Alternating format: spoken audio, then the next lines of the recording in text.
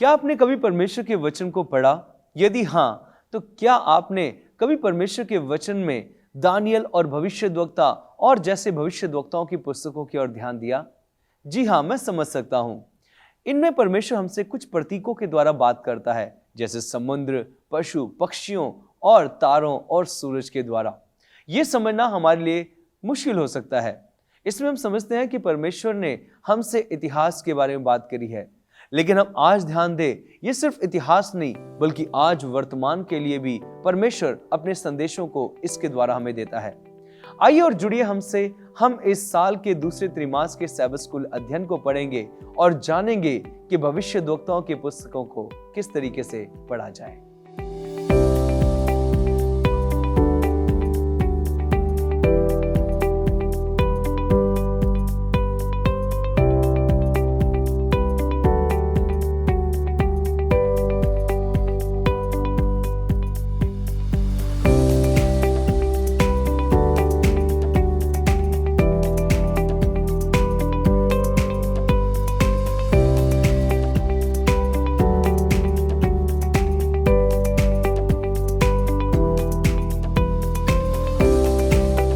सबको जय मसीह की। मैं हूं पास्टर श्याम और आप देखना जारी कर चुके हैं होप चैनल हिंदी। मेरे बहन भाइयों, मैं आपका स्वागत करता हूं आज के इस अध्ययन में। मेरे बहन भाइयों, ये अध्ययन बहुत खास है। हम पढ़ रहे हैं इस साल के दूसरे क्वार्टर को और इस दूसरे त्रिमास में हम पढ़ रहे हैं कि किस तरीके से बाइबल की भविष्यवाणियों को पढ़ा जाए। आइए हम इस अध्ययन की शुरुआत करेंगे। हमारे बीच में अतिथिगण है स्टूडियो में। मैं आपका स्वागत करता हूँ। प्रभु यीशु मसीह के नाम में भाई आरपीसी का नमस्कार। प्रिय दर्शकों, आप सभी को जय मसीह की। मैं पास्टर आर्डन वॉर्ड। जय मसीह की। मेरा नाम ओपी सिंह है। जय मसीह की। मेरा नाम डॉक्टर रिबेका सिंह है। ये समय है कि आज अपने अध्ययन की शुरुआत करेंगे और मैं पास्टर ओपी सिंह जी से अनुरोध करूंगा प्रार्थना में अगुवाई करें। महान जीवित परमेश्वर, हम तेरा धन्यवाद करते हैं इस समय के लिए तूने हमें दिया, और ये रिकॉर्डिंग के थ्रू जो हमने तेरी भविष्यवाणियाँ जो तूने बाइबल में दी हैं उनको बता सकते हैं और उन पर अध्ययन कर सकते हैं। हमारे सब के साथ हो। ये छोटी दुआ सुन कबूल कर, प्यारे यीशु मसीह के वसीले से मांगते हैं, आमीन। बहुत बहुत धन्यवाद पास्टर जी प्रार्थना के लिए। और जिस तरीके से हमारा अध्ययन चल रहा है कि बाइबल में भविष्यवाणियों को किस तरीके से पढ़ा जाए, और हम देख रहे हैं पिछले अध्ययन में हमने विवाह के बारे में देखा, और विवाह के बाद हम आज देखेंगे राष्ट्रीय के बारे में, जो कि बहुत महत्वपूर्ण है। और आइए दर्शकों, आज हम अपने अध्ययन की शुरुआत में याद वचन पढ़ेंगे जो हमें मिलता है दानियल उसके 7वें अध्याय के 14वें वचन में, जो हमें कहता है, तब उसको ऐसी प्रभुता, महिमा और राज्य दिया गया कि देश देश और जाति जाति के लोग और भिन्न भिन्न भाषा बोलने वाले सब उसके अधीन हों। उसकी प्रभुता सदा तक अटल और उसका राज्य अविनाशी ठहरा। आमीन। यहाँ पर अगर हम देखें, ये भविष्यवाणी है प्रभु यीशु मसीह के उस राज्य की, जो उसका राज्य बहुत जल्द आ रहा है। और वो राज्य बहुत खास है क्योंकि वहां पर पाप नहीं है, वहां पर पवित्रता है। राज्यों की जब बात आती है तो हम देखते हैं यहाँ पर जब इंसान पाप में गिरा तो एक जो उसको राज्य दिया था, अदन की वाटिका, सबसे खूबसूरत राज्य, वहां से वो गिर जाता है। और गिरने के बाद प्रकाशित वाक्य के अंदर पढ़ते हैं कि वो जो पेड़ जिसको परमेश्वर ने बचाया, उसको दोबारा वो रिस्टोर, मतलब वो दोबारा से उसको बचाने का, उसको उसी पेड़ के पास ले जाने के लिए तैयारी करता है। अगर हम इस अध्ययन को आगे पढ़ते हैं, यहाँ पर हम बहुत खूबसूरत बात देखते हैं कि इंसान किस तरीके से परमेश्वर से अलग हुआ, और प्रकाशित वाक्य के अंदर वो राज्य आ रहा है। वो राज्य किस लिए है? ताकि इंसान दोबारा से परमेश्वर के साथ एक हो सके। अगर हम राज्यों के विषय में अध्ययन करते हैं तो हम ना भूलें निम्रोद को और ना भूलें निनवे को। निम्रोद और निनवे एक कुछ हमें दो पहलू हमें जो मिलते हैं, ये बहुत महत्वपूर्ण है। जहां से हम देखते हैं कि निम्रोद और उस समय के लोगों ने जो गड़बड़ी करी, वहां पर परमेश्वर की वाचा के ऊपर ना विश्वास करके, और वहां पर भाषा की ऐसी गड़बड़ हुई कि वो पूरी पृथ्वी पर उनको फैलना पड़ा। लेकिन निनवे के लोगों ने बहुत अच्छा काम किया। उन्होंने चेतावनी पाकर उस राज्य के लोगों ने परमेश्वर पर विश्वास किया, जिसके द्वारा प्रिय दर्शकों, मेरे बहन भाइयों, वो निनवे देश जो था वो बचाया गया। परमेश्वर भी चाहता है कि हम उस राज्य में प्रवेश करने से पहले अपने आप को परमेश्वर के पास उसके विश्वास में लाएं। जी पास्टर जी। जैसे कि आपने बताया कि देश के बारे में, जी ये बिल्कुल। पहला भाग जी, जो देश बिल्कुल। का हम पढ़ने जा रहे हैं, उसमें अब्राहम को परमेश्वर ने बुलाया अपने काम के लिए। इससे पहले मैं थोड़ा सा आपके बात पर करना चाहता हूँ कि जैसा कि आपने कहा निम्रोद के बारे में, जी बिल्कुल। जल प्रलय के बाद हम्म। पृथ्वी में जब पानी सूख गया, उसके बाद लोग बढ़ गए। जब बढ़ गए और अपने अपने जगह पर स्थिर हो गए, जी बिल्कुल। तो निम्रोद ने और बाकी लोगों ने मिलकर क्या कहा, एक बुर्ज बनाने की एक बात बुर्ज, करी बिल्कुल। कि इस जल प्रलय से हम बच सकें। हम्म। और वो अपने अपने नियम कानून के हिसाब से आज़ाद हो गए। परमेश्वर ने उनको हमको स्वतंत्र इच्छा दी है, बिल्कुल। हम किसी भी मार्ग में जा सकते हैं। जी। तो ये जो हम किसी भी मार्ग जा सकते हैं, उसमें अच्छाई में भी जा सकते हैं, बुराई में भी जा सकते हैं। तो वहाँ पर एक ऐसा माहौल बना, हम्म। उसको देखकर परमेश्वर ने कहा कि मुझे अपना एक देश बनाना है।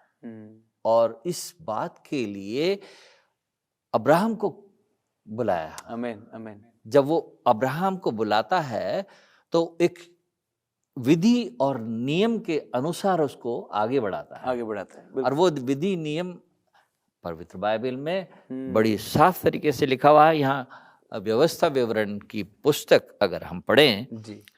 तो वहाँ पर 4 अध्याय के 5 से 9 पद तक वहाँ लिखा हुआ है, परंतु तुम जो अपने परमेश्वर यहोवा के साथ लिपटे रहे हो, सब के सब आज तक जीवित हो। आमीन। सुनो, मैंने तो अपने परमेश्वर यहोवा की आज्ञा के अनुसार तुम्हें विधि और नियम सिखाए हैं। बिल्कुल। जिस देश के अधिकारी होने जाते हो उसमें तुम उनके अनुसार चलो। तो एक अच्छा देश बनाना चाहता था परमेश्वर, और उसको करने के बाद विधि और नियम अब्राहम को दिए गए। तो जब अब्राहम को वो विधि और नियम दिए गए तो ये केवल इतना नहीं कहा गया कि वहीं तक सीमित रखो। अब 9वें पद में हम अगर क्या पढ़ें, आप के पास बाइबल है तो पूरी पढ़ लीजिएगा, ये 4 से 9 पद तक है, लेकिन मैं 9वां पद पढ़ना चाहता हूं। वहां लिखा हुआ है, ये अत्यंत आवश्यक है कि तुम अपने विषय में सचेत रहो और अपने मन की बड़ी चौकसी करो। जी। कहीं ऐसा ना हो कि जो जो बातें तुमने अपनी आंखों से देखी उनको भूल जाओ और जीवन भर के लिए तुम्हारे मन में जाती रहे, किंतु तुम उन्हें अपने बेटे और पोतों को भी बताओ। यानी कि ये एक तरह से ऐसी मशाल है कि आप अपने आगे आने वाली पीढ़ी को सिखाओ, बिल्कुल देते रहो। बहुत जरूरी है। परमेश्वर चाहता है कि इसकी जो उसका देश है वो एक विधि और नियम के अनुसार, उसके नियम के अनुसार चले। आमीन आमीन आमीन। बहुत बहुत धन्यवाद। सच में ये बड़ा अच्छा विचार है, क्योंकि जब एक राष्ट्र बनता है तो उसमें कानून भी होते हैं ताकि कानून व्यवस्था बनी रहे और जो इंसान है वो उस दायरे में रहे, ताकि वो भटके ना, ताकि वो उस दायरे से बाहर जाकर भ्रमित ना हो और ना ही वो गलत बातों में जाए। बहुत बहुत धन्यवाद आपके इन विचारों के लिए। प्रिय दर्शकों, आप कहीं मत जाइएगा क्योंकि हमारा अध्ययन यूं ही चलता रहेगा। मिलते हैं आपसे एक छोटे से ब्रेक के बाद।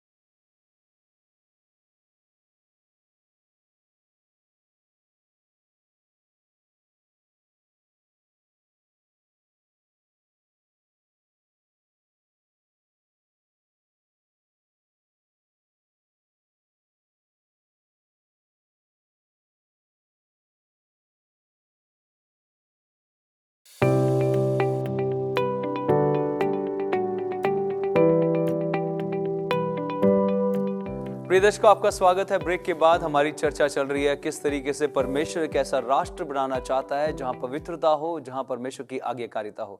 आइए हम अपनी चर्चा को आगे बढ़ाते हैं और चलते हैं अपने अतिथि गणों के पास। जी पास्टर जी। जी भाई साहब, थैंक यू सो मच। और सही में इस बार का जो है वो है, हम राष्ट्र के बारे में बात कर रहे हैं। और अगर राष्ट्र के बारे में बात करते हैं तो राष्ट्र में हम देखते हैं कि एक राजा होता है, क्योंकि पुराने समय में जो है हमको बाइबल बताती है।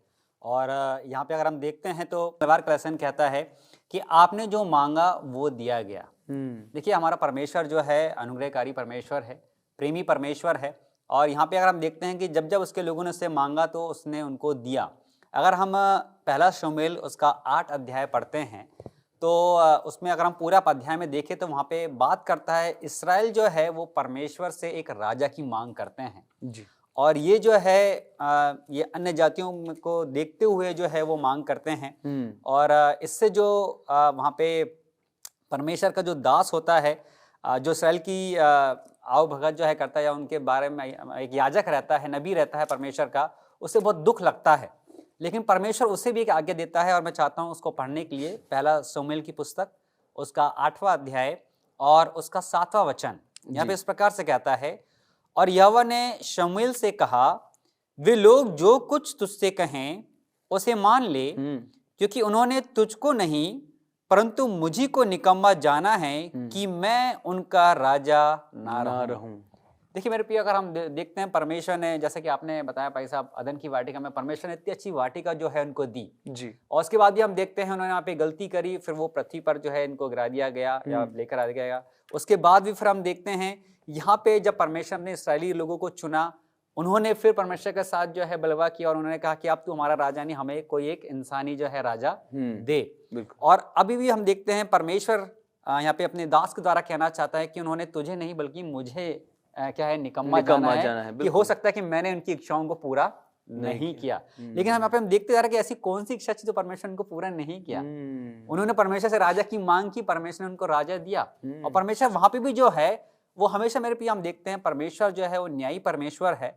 और जब वो न्याय करता है तो उसका जो न्याय में बोलना चाहिए कोई भेद जो है नहीं है, वह किसी का पक्षपात नहीं करता है। बिल्कुल। और यहाँ पे अगर हम बात करते हैं, परमेश्वर ने उनको वार्निंग दी थी, क्योंकि एक भविष्यवाणी थी। परमेश्वर जानता था कि मेरे लोग जो हैं वो संसारिक चीजों के पीछे जाएंगे या संसारिक राजा को चुनेंगे। और हम जानते हैं जब परमेश्वर उनको इसका उनसे अवगत कराया था कि जब तुमको संसारिक राजा रहेगा, और एक वचन और जो है मैं इसमें पढ़ना चाहूंगा कि वो संसारिक राजा जो है कैसा होगा, कि वो अपनी इच्छाओं को पूरा करेगा और तुम्हारी नहीं सुनेगा। फिर परमेश्वर उनसे एक कहता है कि यहाँ पर हम यहाँ पे पढ़ते हैं पहला शमूएल की पुस्तक उसका 8वां अध्याय और उसका 18 वचन। यहाँ पे परमेश्वर वचन कहता है, और उस दिन तुम अपने उस चुने हुए राजा के कारण दोहाई दोगे, परंतु यहोवा उस समय तुम्हारी ना सुनेगा। तो मेरे भी यहाँ पे हम देख रहे हैं कि परमेश्वर ने अपनी व्यवस्थाएं दी हैं, अपनी आज्ञाएं दी हैं, और परमेश्वर चाहता है, इसलिए परमेश्वर का राजा था और परमेश्वर चाहता था कि वो उसके अनुसार करें। लेकिन यहाँ पे हम देखते हैं कि मनुष्य जो है अपनी स्वयं की इच्छाएं, या वो स्वार्थी हो जाता है और अपनी इच्छाओं को पूरा करने के लिए वो संसारिक राजा चाहता है। बिल्कुल बिल्कुल। जी पास्टर जी। यहाँ बताया है कि जेंटाइल्स के रूलर के बारे में बताया, और ये यीशु मसीह जो है उसी के बारे में अपने शिष्यों को बता रहे हैं। यह है मत्ती की किताब और 20वां अध्याय और 25 से 28 तक हम देखते हैं। जी। यीशु ने उन्हें पास बुलाकर कहा, जी, तुम जानते हो कि अन्य जातियों के हाकिम उन पर प्रभुता करते हैं। जी जी। और जो बड़े हैं वे उन पर अधिकार जताते हैं, परंतु तुम में ऐसा नहीं होगा। जी।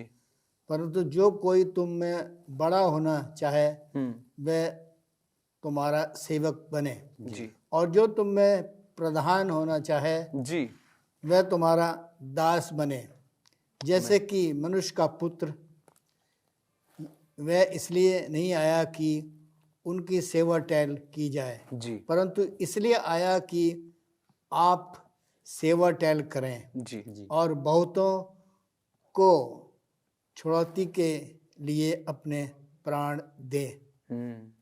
यीशु मसीह इसलिए आया कि वो जो गुनहगार लोग हैं जी उनको बचाने के लिए आया। और यहाँ जो रूलर हैं, रूलर के बारे में यही कहा है कि वो आपसे सेवा करवाएंगे, वो आपकी सेवा नहीं करेंगे। बिल्कुल बिल्कुल जैसे मैं आया हूँ और मैं अपनी सेवा नहीं करवाना चाहता, मैं आपकी सेवा के लिए आया हूँ। जी बिल्कुल।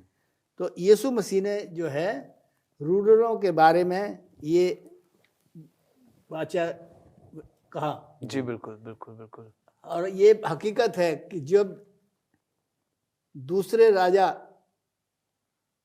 प्रजा पे करते हैं तो वो अपनी मनमानी करते हैं, जी बिल्कुल। ईश्वर की बातों के नहीं चलते और ना लोगों के बताए नियम या अधिकारों को मानते हैं।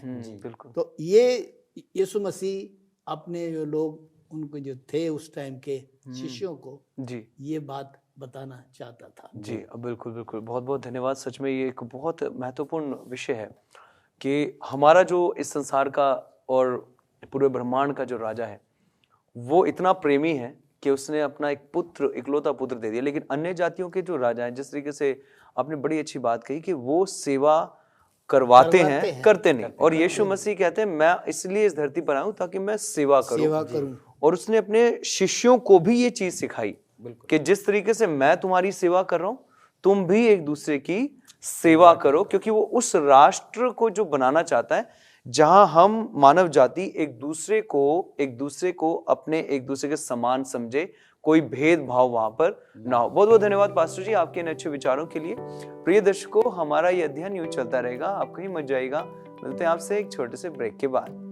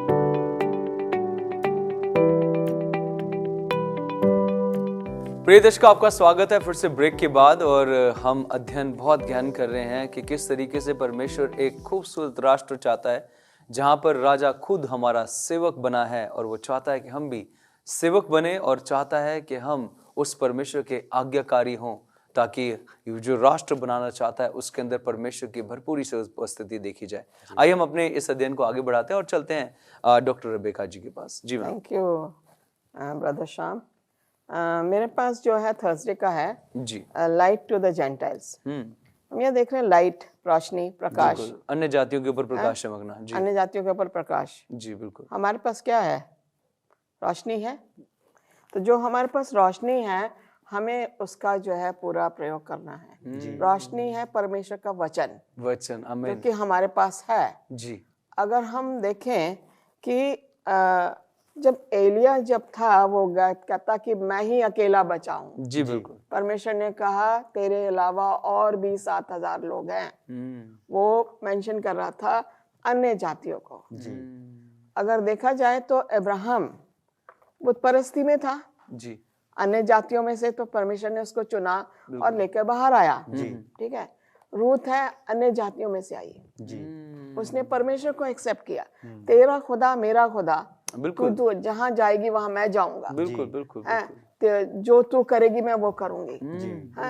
रूथ जो ने अन्य जातियों में से होकर, और उसी की जो वंश है यीशु मसीह उसमें से पैदा हुए। बिल्कुल। तो हम यहाँ देखते हैं कि अन्य जातियों में परमेश्वर ने जब इस दुनिया को बनाया उसका पर्पस ये था कि दुनिया को कंडेम नहीं करना। बिल्कुल। पाप में पड़ गए लेकिन इसको कंडेम नहीं करना है, लेकिन मुझे इस दुनिया के लोगों को बचाना है, पापियों को बचाना है, आमीन, आमीन। इसलिए उसने जो है उसको बनाया। बिल्कुल।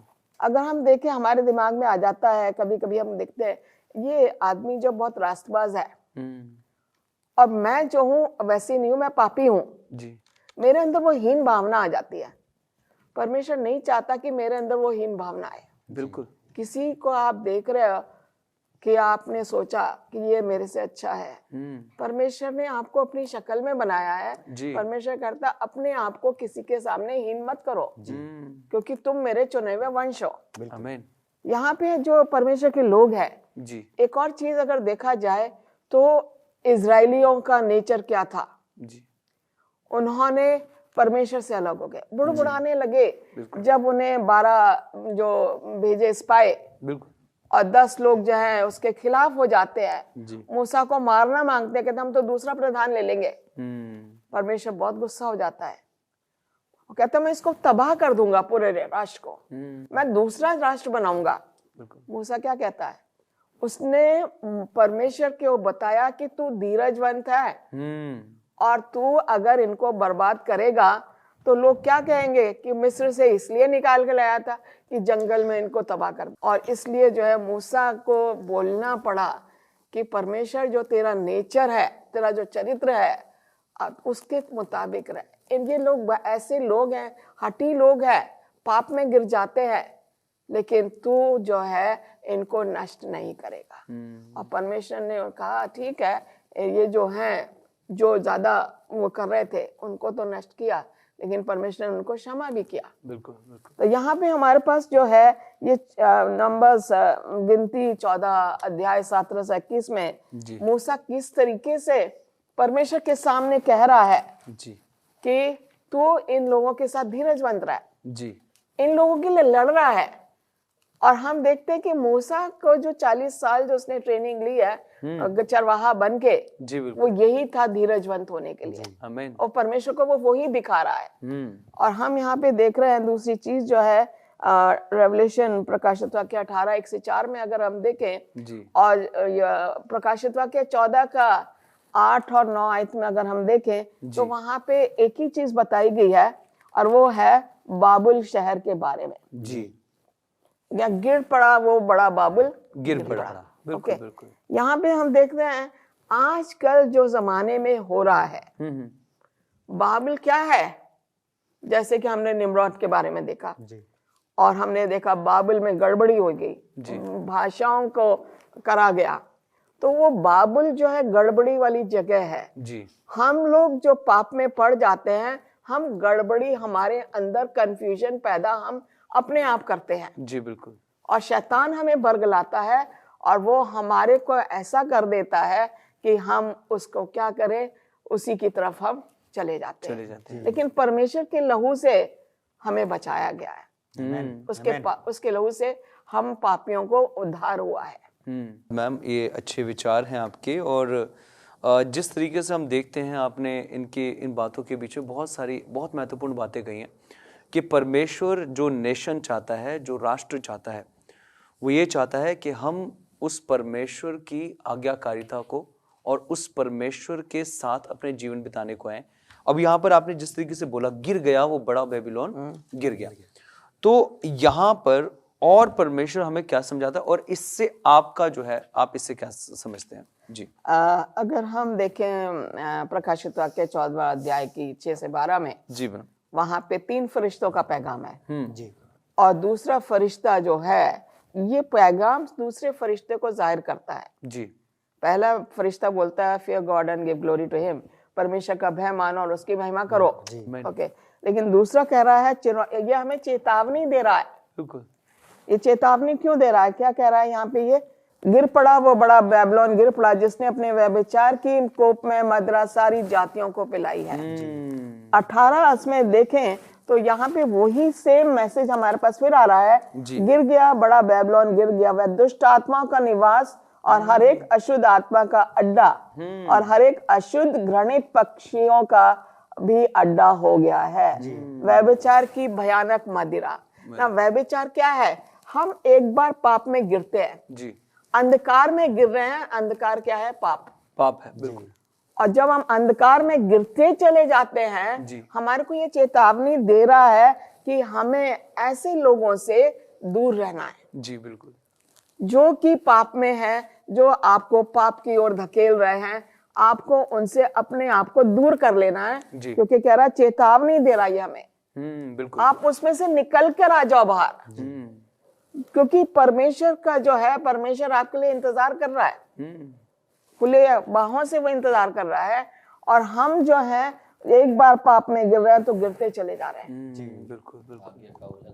आज्ञा का उल्लंघन करते हैं, बिल्कुल। जो कि हमें नहीं करना नहीं है। करना चाहिए, बिल्कुल। जब परमेश्वर हमें ये दे रहा है, चेतावनी दे रहा है, तो हम इस वचन के क्यों नहीं फॉलो करते? बिल्कुल बिल्कुल। हमें इस वचन को मानना है। जी बिल्कुल। तो ये है चेतावनी। बहुत बहुत धन्यवाद मैम आपके इन विचारों के लिए।